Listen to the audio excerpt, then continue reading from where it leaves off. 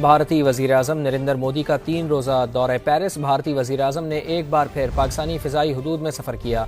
Aviation ज़राए के मुताबिक नरेंद्र मोदी ने पाकिस्तानी हुकूमत या अवाम के लिए खैर सगाली का कोई पैगाम नहीं छोड़ा। पीएम के विमान ने पाकिस्तानी हवाई क्षेत्र का इस्तेमाल किया है। पेरिस जाते समय पाकिस्तानी हवाई क्षेत्र का इस्तेमाल किया गया। करीब 45 मिनट तक पाकिस्तानी सीमा में ये विमान रहा है। 2019 में हम लोगों ने ये कहा कि एयर स्पेस वगैरह कुछ नहीं दिया जाएगा इंडिया के लिए, क्योंकि कश्मीर के मुद्दे को हमने सामने रखा। तो हमने तब ठीक किया था या अब ठीक किया? नहीं, मुझे लगता है अब सही किया है। अब सही किया है। मतलब आप कह रहे हैं कश्मीर को मुद्दा बनाकर अपने ताल्लुकात खराब ना करो। खराब, क्योंकि वो मसला 1947 से चलता आ रहा है। कि आप इस बात को तो बिल्कुल खारिज अज़ इम्कान करते हैं कि ड्यू प्रोसीजर के बगैर कोई तैयारा, और वो भी इंडियन तैयारा 46 मिनट तक आपकी फ़िज़ाई हदूद में रहे और फिर उसी तरह से चला जाए। इसका मतलब ये है कि पूरा प्रोसीजर मुकम्मल किया गया, पहले इजाज़त ली गई और उसके बाद हुआ। नहीं देनी चाहिए थी। जहाँ पे इस्लाम की बात आ जाए और मुसलमानों की बात आ जाए और वो जानबूझ के हमारे लोगों को मारते जाए और हम उनको सिर्फ इस बात पे कि हमने अपने उनसे ताल्लुकात बेहतर करने हैं, हम उनको कुछ भी देते जाएंगे।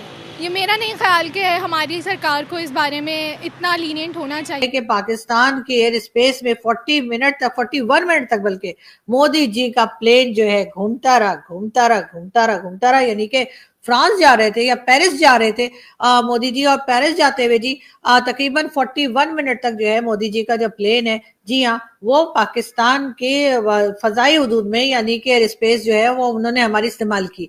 अब इतनी एयर स्पेस इस्तेमाल की थी मोदी जी, तो थोड़ी देर रुकी जाते, बिरयानी खा लेते, थोड़ा कुछ हम लोग आपकी खातिर तवज्जो कर लेते। लेकिन इस बार फ्रांस जाते वक्त पाकिस्तान की फजाई हदूद में 41 मिनट नरेंद्र मोदी नजर आए। उसके बाद अगर बात की जाए साथ ही साथ कि अगर आप किसी मुल्क के फ़ज़ाई हदूद का इस्तेमाल करते हो, एविएशन रूल के मुताबिक आपको उस मुल्क का शुक्रिया अदा करना पड़ता है, लेकिन नरेंद्र मोदी ने यह भी नहीं किया। पाकिस्तान में इस वक्त जो बहस है वो ये छिड़ गई है कि एविएशन के कानून के मुताबिक जब भी कोई दूसरा मुल्क किसी मुल्क की एयर स्पेस को यूज करके अपना सफर इजी बनाता है तो बदले में गुडविल बोलता है, बदले में थैंक्स बोलता है। लेकिन मोदी साहब ने ना गुडविल का कोई पैगाम दिया और ना थैंक्स है इस्तेमाल।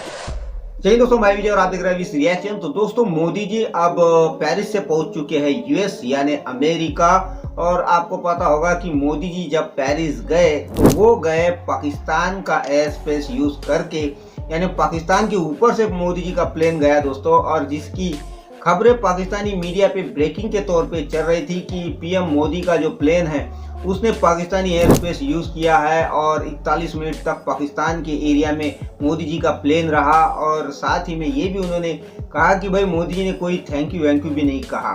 तो ये जो खबर है ब्रेकिंग के तौर पे चल रही थी दोस्तों, पाकिस्तान का मीडिया काफ़ी चीखे मार रहा था, मगर आज जो है पाकिस्तान की आवाम भी इस चीज़ के ऊपर बातें करने लगी है। तो आज की वीडियो में हम यही देखेंगे, ये जो मोदी जी ने एयर स्पेस यूज़ किया है पाकिस्तान का, उसके ऊपर पाकिस्तानी आवाम क्या कह रही है। तो चलिए करते हैं वीडियो को शुरू, मगर वीडियो शुरू करने से पहले जो भी व्यूअर्स हमारे चैनल पे पहली बार आए हैं उनसे रिक्वेस्ट करूंगा प्लीज़ हमारे चैनल को सब्सक्राइब कीजिए, वीडियो को लाइक और शेयर जरूर कीजिए। तो चलिए करते हैं वीडियो शुरू। पाकिस्तान में ये खबर जो है, पाकिस्तान के मीडिया पर ये खबर जो है धड़ाधड़ चलती रही है पूरा दिन, और जी बार बार बताया गया कि भारत के प्राइम मिनिस्टर नरेंद्र मोदी जो है वो पाकिस्तान की एयर स्पेस के अंदर जो है 41 मिनट तक उनका प्लेन रहा, यानी 41 मिनट तक जो है उसके बाद जाकर जो है इस एयर स्पेस से समझे कि बाहर निकल पाए मोदी जी। मोदी जी, हम लोग जो है ना, आप जानते हैं कि हम इतने अच्छे लोग हैं कि आप किसी ना किसी बहाने हम लोगों के पास से होते हुए ही जाते हैं। अरे जब इतना ही शौक है हम लोगों से मिलने का तो फिर जहाज को नीचे उतार के कुछ देर के लिए रुकी जाते। वैसे भी आजकल तो नवाज शरीफ साहब के भाई शहबाज शरीफ साहब की गवर्नमेंट है, और आप जानते ही हैं कि नवाज शरीफ साहब के साथ तो आपके टर्म्स बहुत अच्छे रहे, और आप बिना वीजा के, बिना इनविटेशन के उनकी नवासी की शादी में भी आ चुके हैं। तो अब किस बात की शर्म, अभी भी आप आ जाते तो हमें बड़ा अच्छा लगता। मुझे नहीं लगता उन्हें गुजरने देना चाहिए था, क्योंकि वो हमारे साथ किसी चीज़ में कॉम्प्रोमाइज़ नहीं करते। अगर कश्मीर को देख लें तो उन्होंने उस चीज़ में हमारे साथ कॉम्प्रोमाइज़ नहीं किया, तो हमें कैसे उनको गुजरने देना चाहिए। वहाँ पर कितना वो मुसलमानों पे जुल्म कर रहे हैं, ठीक है, अगर वो हमें कहते हैं हम ऐसे हैं हम वैसे हैं, या हम उन्हें कहते हैं, लेकिन हम कश्मीर को देखें तो वो एक बेसिक पॉइंट है जिसको उठाया जाता है, और उसको देखते हुए हम इनको अगर इजाज़त दे रहे हैं कि वो गुजर जाएं, तो मुझे नहीं लगता कि ये होना चाहिए था। कश्मीर को कब तक आगे लेकर चलेंगे? इतने साल हो गए, कश्मीर कश्मीर कश्मीर करके कुछ हासिल हुआ? लेकिन वहाँ पर मुसलमान इसी आस में, इसी उम्मीद में बैठे हैं ना कि उनकी भी कोई मदद करेगा या उनकी भी कोई सुनेगा। वो तो अल्लाह से दुआ ही कर रहे हैं और दूसरा हम उनकी मदद छोटे गूगल कर ले कश्मीर में क्या हो रहा है क्या नहीं हो रहा, आपको पता लग जाएगा। गूगल करके देख ले क्या हो रहा है वहाँ कश्मीर में। गूगल की बात नहीं है, लेकिन जहाँ तक मेरा पॉइंट ऑफ व्यू है, मुझे नहीं लगता कि उनको जाने देना चाहिए था। अगर सब कुछ अभी ठीक है, पहले ठीक नहीं था, लेकिन जो पहले उन्होंने किया है उस हिसाब से भी मुझे नहीं लगता कि उनको हम इजाज़त दे सकते। इस बात को तो बिल्कुल खारिज अज़ इम्कान करते हैं कि ड्यू प्रोसीजर के बगैर कोई तैयारा, और वो भी इंडियन तैयारा 46 मिनट तक आपकी फ़िज़ाई हदूद में रहे और फिर उसी तरह से चला जाए। इसका मतलब ये है कि पूरा प्रोसीजर मुकम्मल किया गया, पहले इजाज़त ली गई और उसके बाद हुआ। तो दूसरी बात यह है कि मैं ये ज़ाती तौर पे ये समझता हूँ कि अगर अब वो आ भी गया तो इसमें की ख़राबी क्या है। आपको पता है कि पाकिस्तान को और इंडिया को, दोनों को, पाकिस्तानी और इंडिया के आपस में जो फ़ज़ाई हदूद हैं उनके इस्तेमाल ना करने की वजह से दोनों ममालिक को नुकसान हो रहा है। और हम जो ईंधन जो है उसके डॉलर हमारे पास हैं नहीं, मामला तो और ख़राबी की तरफ है, हमारे मुआशी हालत ख़राब है। अगर त्यारा ऊपर से गुजर भी जाएगा उनका या हमारा, उनमें से उनकी हदूद में से गुजर रहे, तो इसमें ऐसी क्या बुरी बात किया है। पाकिस्तान का बड़ापन देखें, पाकिस्तान ने इजाज़त दे दी। पाकिस्तान की गवर्नमेंट ने, पाकिस्तान की फॉरेन पॉलिसी ने इजाज़त दे के कहा कि आप अपना त्यारा गुजार सकते हैं यहाँ से। आप हमारी जो कह लें स्पेस है, हमारी जो सफ़र है, आपका जो हमारे दूध है, फ़िज़ाई हदूद है, आप उसको यूज़ कर सकते हैं। लेकिन नरेंद्र मोदी ने जो वहाँ पे शुक्रिया भी अदा नहीं किया। अब देखें, इसके ऊपर दो पहलू आते हैं। एक पहलू आता है इंसानियत का, जिसके ऊपर नरेंद्र मोदी को एक शुक्रिया ना करते, ऐसे हाथ ही करते थे ना, तो समझ आता कि शुक्रिया ही अदा किया है। एक पहलू आता है कि इतनी बड़ी इकोनॉमी, इतना बड़ा प्राइम मिनिस्टर कैसे अपने दुश्मन मुल्क को भी ऐसे कर दे। कहीं ना कहीं मैडम, मैं आपको एक बात बता दूं कि कहीं ना कहीं जो दोनों मुल्कों की गवर्नमेंट है आपस में ऐसे है, यूनिटी के साथ है। शरीफ बरदरान और नरेंद्र मोदी के ताल्लुकात हैं, हमें बड़े अरसे से पता है कि ऐसे हैं। मोदी जी जो हैं वो एक इम्पोर्टेंट विजिट के ऊपर आप जानते हैं कि निकले हुए हैं, और उसके बाद उन्होंने अमेरिका भी जाना है। यानी कि डोनाल्ड ट्रंप साहब जो अभी अभी प्रेसिडेंट बने हैं, उनसे मिलने के लिए भी मोदी जी जाएंगे। और यकीनन उनसे मिलने के बाद जो है, हमारी बुराइयां मत कीजिएगा मोदी जी प्लीज, ये मैं आपको पहले ही बता दूं। ये ना हो कि आप वहां ट्रम्प साहब के जाकर कान भर दें और ट्रम्प साहब कहें वर्ल्ड बैंक को, ओ बस करो जी, पैसा वापस रखो, या फिर पता लगे कि IMF को भी वो मना कर दें और इसी किस्म की कई चीजें हो जाएं। तो मेरा ख्याल है ये सब हमें नहीं करना चाहिए, मतलब मोदी जी को नहीं सूट करता। बाकी खैर, अगर आप हमारे साथ ट्रेड करने के लिए बोलेंगे या आप कहेंगे पाकिस्तान के साथ कुछ टर्म्स ठीक करने, उस पर हम सोचेंगे और फिर हम आपको बता भी देंगे। और यकीनन मानिए कि ऐसा कुछ है कि मुझे लगता है कि कुछ ना कुछ बेहतरी की तरफ जाएगा। मैं तो कहूँगा यार, इंतहाई घटिया हरकत है। देखें, अगर आपने पाकिस्तान की अगर एविएशन इस्तेमाल किया, पाकिस्तान की सरहद, यानी कि पाकिस्तान से आप गुजर के जा रहे हैं, कोई 41 मिनट तक आप पाकिस्तान की सरहद से गुजर के आप फ्रांस जा रहे हैं, तो कम से कम आपको एक पैगाम ज़रूर देना चाहिए था हमारी एविएशन को कि भाई आपका थैंक यू कि हमने आपकी एविएशन इस्तेमाल की, हमने आपका वो मतलब यहाँ से गुजर के गया ना, तो हमें उन्हें चाहिए था भाई किसी ना किसी तरीके से पाकिस्तान का थैंक्स करता है। और मेरे ख्याल से इंतहाई घटिया तरीन हरकत है ये।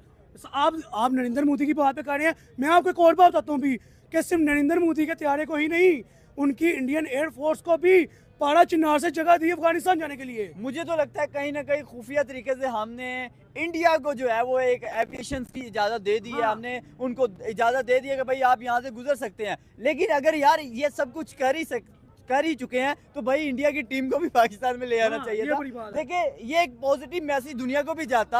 आप अंदर खाते बहुत सारी चीजें एडमिट करते नजर आ रहे हैं, यहाँ पे पाकिस्तानी हुकूमत को ये नुक्ता, मेरा उन पे नुक्ता जाता है। ताल्लुकात भले पाकिस्तान और इंडिया के ऑफिशियली तो इस वक्त नहीं है मामूलात पर, लेकिन उसके बावजूद भी कहीं ना कहीं तिजारत का सिलसिला जारी है, जबकि ऑफिशियली तो इसकी कोई इस वक्त हमें नजर नहीं आता अप्रूवल है। समीना, आप देखेंगे क्या जुल्म है। पाकिस्तान और इंडिया के दरमियान तजारत बिल्कुल जारी है, और बहुत सारी चीज़ें ऐसी हैं जो वाया दुबई आ रही हैं। यानी जो 10 रुपये खर्चा करके आप यहाँ वाघा बॉर्डर से मंगवा सकते हैं, उसमें 2000 रुपये खर्च करके वहाँ से पहले दुबई जाती है, दुबई से फिर कराची आती है और वहाँ से फिर यहाँ आती है। अब इससे बड़ी बेवकूफ़ी क्या हो सकती है। फिर हम कहते हैं महंगाई का रोना रोते हैं। तो देखिए, इंडिया के साथ हमारे जो इख्तलाफात हैं बिल्कुल वो अपनी जगह लेकिन अगर आप एक चीज़ दाएं हाथ से कान पकड़ सकते हैं तो आपने ऊपर से आके बाएं हाथ से ज़रूर पकड़ना, आप सीधे तरीके से वो काम तो कर आपका ख्याल है कि इंडिया के साथ तिजारती रवाबित बहाल होने चाहिए? मैं ज़ाती तौर पे समझता हूँ कि असूली इख्तलाफात अपनी जगह, लेकिन हमसायों के साथ ताल्लुकात सिर्फ इंडिया की बात नहीं। यस श्योरली, क्योंकि देखें अगर हमने अपने रिलेशन अच्छे करने हैं अपनी नेबरिंग कंट्री से तो आई थिंक इसमें कोई बुराई नहीं है कि हम उनको एयर्स पे अपनी यूज़ करने दें। तो इसमें कोई ऐसी बात नहीं है कि हम उनको मना करें या ऐसे, नहीं, it's good for the relation. आपको लगता है, मतलब आप चाहते हो कि इंडिया के साथ हमारे रिलेशंस बेहतर हो? जी ज़रूर, क्योंकि देखिए जब हमारे रिलेशन उनसे अच्छे होंगे तो बहुत सी चीज़ें हैं, हमारी इंपोर्ट एक्सपोर्ट बढ़ेगी हमारी। अब जैसे देखने के जैसे चैम्पियंस ट्रॉफी है, इस तरह उनका अब क्रिकेटर्स आना शुरू होंगे, मतलब बहुत सारा एक्सपोजर होगा। तो आई थिंक हाँ इट्स गुड कि ये रिलेशंस के लिए ठीक है।